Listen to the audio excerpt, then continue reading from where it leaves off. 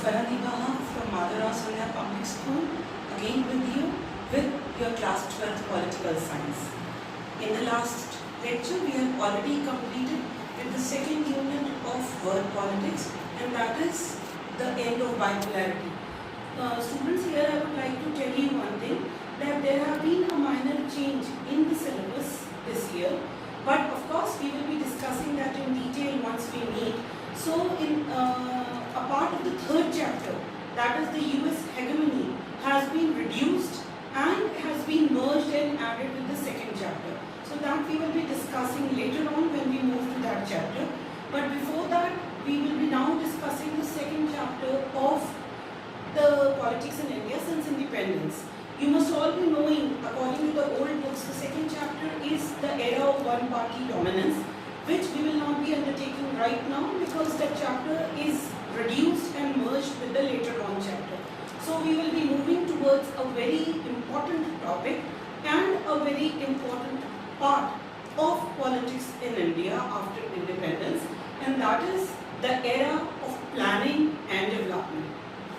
Before I actually explain to you what is planning and why is it necessary, I would like to introduce to you an example, you could say, the example of the state of Orissa. Most of you must be knowing that Orissa, or now as we say is Odisha, is a house of a large amount of untapped iron ore. Moreover, this iron ore has got a very promising future, you could say, in terms of development of industries. But when it comes to the people of Orissa, so you could say the stakeholders or the people who are concerned with this iron resources, we have the industrialists who of course are very interested in setting up industries in that area because raw material, as you all know from geography, that it is a very heavy raw material. So iron ore industries are generally set up at the places where this raw material is available. Secondly, we have the tribal people. The tribal people, as I must add on here, that most of this iron ore resources is lying in the tribal districts of this state. So the tribal people fear that setting up of industries in this area will be an intrusion in their privacy and will not be good for them. On the other hand, the central government thinks that the setting up of industries or the development of these iron ore resources will eventually lead to the development of that particular place and will also promote the industrial development of the country. Last but not the least, we have the set of environmentalists. These environmentalists fear that of course setting up of industries in this tribal industry, in this tribal place, will lead to a lot of disturbance with the environment. So now comes a very important question to which I am coming through this example is what should be done? What should be the mode of action so that all the stakeholders are satisfied and the development is also there. For this, before we come to the planning, one more thing I would like to tell you. You already have done this in economics in class 10. That is, development is a very, very broad term. You cannot sum up development in a very narrow concept. Why? Because the meaning of development is different for different individuals. What may be development for industrialists may not be the development for tribal people. What may be the development for tribal people may not be the development of the government, and so on with the environmentalists. So there was a need for the planning of affairs in such a way that the aim of development would be fulfilled. And all the people, they wanted that this planning, this development of affairs should not be controlled by some private entrepreneurs or by some private businessmen.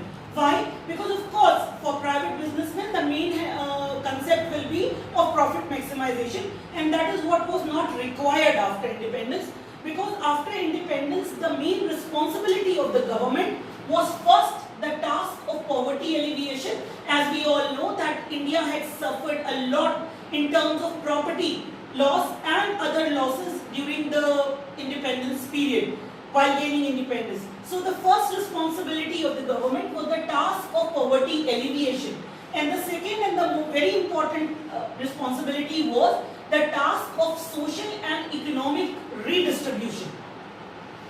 Furthermore, at this point of time, there was a lot of conflict between the people only. There were some people who supported the capitalist model, which was pursued in US and in many parts of Europe. On the other hand, there was a group of people who supported the socialist model of USSR. I tell you children that this model was not only supported by the group of Communist Party, but various other leaders also, including some leaders in the Communist Party also. So there was a lot of confusion that what should be the model that should be followed, whether the capitalist model and or the socialist model. So here comes the need for planning. So this planning was necessary. Why? To draw out a proper plan for development. And this planning concept had already started before independence, and that was surprisingly started by a group of industrialists and a group of private entrepreneurs who made the Bombay Plan in 1944. Now what was this Bombay Plan? The Bombay Plan was a joint proposal for a planned economy by a section of big industrialists, and they wanted the state to take major initiatives in industrial and other economic investment. So basically, planning for development was the choice of all the individuals after independence, and this led to the setting up of Planning Commission in March 1950 by a government resolution with the Prime Minister as the chairperson. And the Planning Commission opted for the 5-year plans concept, just like USSR.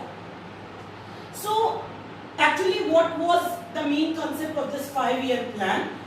This 5-year plan, through this 5-year plan, the government prepared a plan for all its income and expenditure for a term of 5 years. Secondly, there is a budget allocated for the central and the state government, and this budget can be divided into two parts. First is the non-planned budget, which includes all the expenditure on the routine things on a yearly basis. And the second was the planned budget, which is spent on a 5-year basis as per the priorities fixed by the plan. So of course, every plan has a different priority. So coming to the first 5-year plan, the first 5-year plan was for the term of 1951 to 1956, and this plan basically, you could say, it preached patience and sought to get the country's economy out of the poverty cycle. And this first 5-year plan was drafted by a young economist, K.N. Raj, who believed that India should hasten slowly for the first 2 decades, as he knew that the Indian economy was in a very weak state. So a fast rate of development might lead to endangering the democracy. So this first 5-year plan basically addressed the agrarian sector, including the investment in dams and irrigation. A lot of money was allocated for the building of dams, like we all know about the Bhakra Mandal Dam, and basically for the agrarian sector. He also identified the pattern of land distribution in the country, and the first 5-year plan focused on the land reforms as the key to the development. They also believe that the level of national income should be raised, and this could be only raised by pushing up the savings. So with this we come to the end of the first 5-year plan and what it aimed at. We will be continuing the same in the next lecture.